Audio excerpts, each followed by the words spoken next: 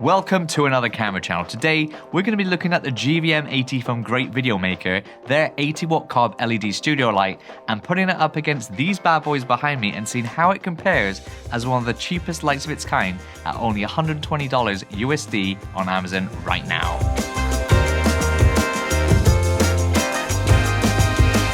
I've had this light since mid-January, ever since it popped up as a new arrival on Amazon, and I saw the price and I thought, I really need to get this light. I really want to try it out. In this studio, we've got Aperture 120D Mark IIs and Godox's SL60Ws, and I was wanting more light fixtures of similar power, and if possible, even cheaper. So when I saw this light, I ordered straight away. I also ordered the Sokani X60 at the same time. So let's start with the pros. It's small and light. It only weighs around 1 kilogram. This is because it's all plastic apart from the hyper reflector that comes with it. Because it's so small, I've actually been able to put it in places that I probably wouldn't want to put the heavier and bigger Aperture 120D Mark IIs.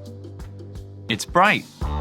With its hyper reflector on, it's only a few hundred lux dimmer than our 120Ds with their standard reflectors on, which is amazing for the price difference. If we take those reflectors off though, it is considerably dimmer at less than half the brightness. But if you can utilize the hyper reflector or something like a projector lens, this is a winner for sure. In my test with my Sokani C800, it does come out slightly dimmer than the SL60W. Its fan isn't on all the time. If you have an SL60W, you know exactly what I'm talking about because that fan is on constantly, even when the light is off. Luckily, this fan only turns on when it needs to, and if you run it at lower power, it never actually has to come on at all. I ran it at 31 minutes at 50% before it turned on, and I've been running it at quarter power, and it's been going over an hour now, and it hasn't turned on at all, which is super good if you're noise sensitive or if you don't have to use it at full power. Just like all these lights behind me, it uses a Bowens mount, which means you can use all your favorite fixtures from the Light Dome 2 or something heavier like this 105cm softbox from Sellens. It was even strong enough to hold this projector lens. This is by far its main point over the Sokani X60, which couldn't even hold the free barn doors that it's shipped with. It also has an umbrella holder at the front if you want a cheap and easy diffusion solution. Now the cons, or the not so good things about the GVM80. Although the fan doesn't come on all the time, when it does, it is audible. And as far as I know, there are no modding solutions like we have on the SL60W with the fan swap. So you can hear what it sounds like. Here's a comparison between the stock SL60W, a modded SL60W, and a GVM80.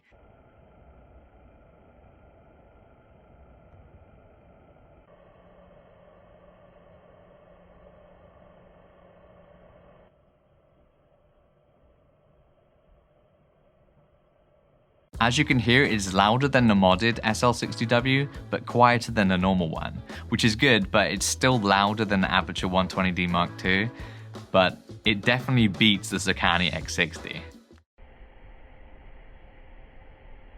Moving on, the power cable is just too short.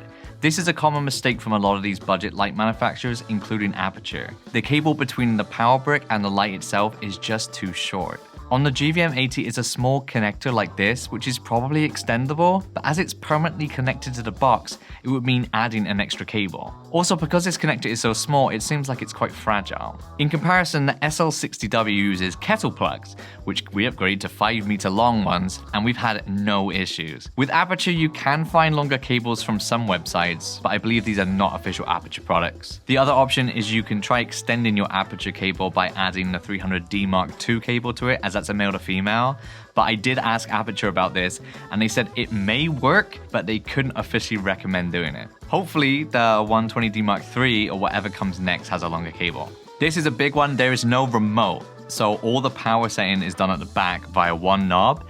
So if you set it wrong and you put it up quite high, well, guess what? You have to go climb up there and adjust it yourself because there's no way of doing it remotely. All these other lights have remotes, although I think the Sokani's one is a bit questionable about how useful that one is. There's also no screen on the back, so you can't really dial in an exact percentage.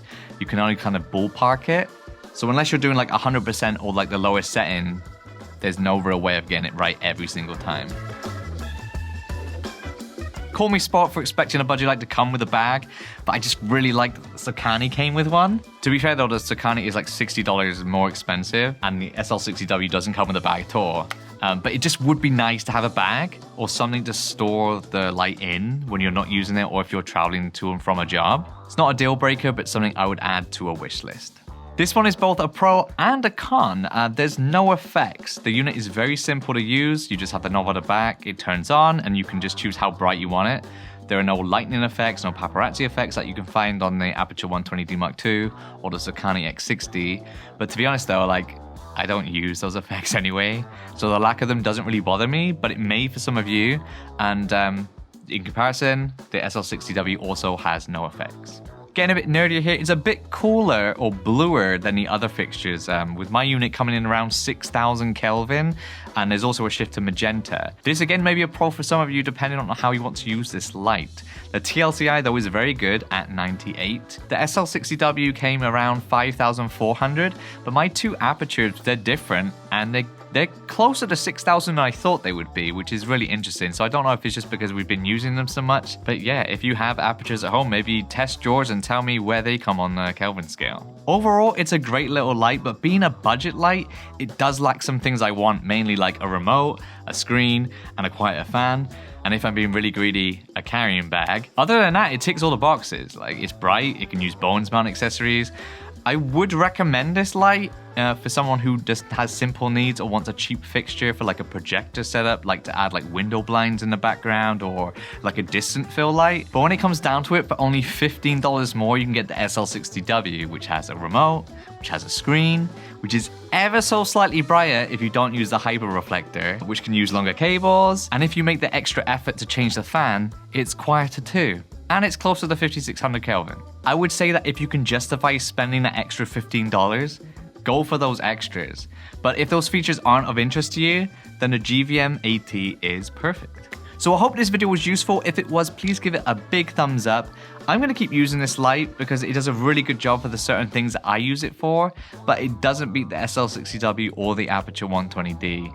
However, it does beat the Sakani X60. But that's another video. Subscribe if you haven't already, and if you need a studio in Seoul, South Korea, please check out our studio Instagram @there4u. See ya.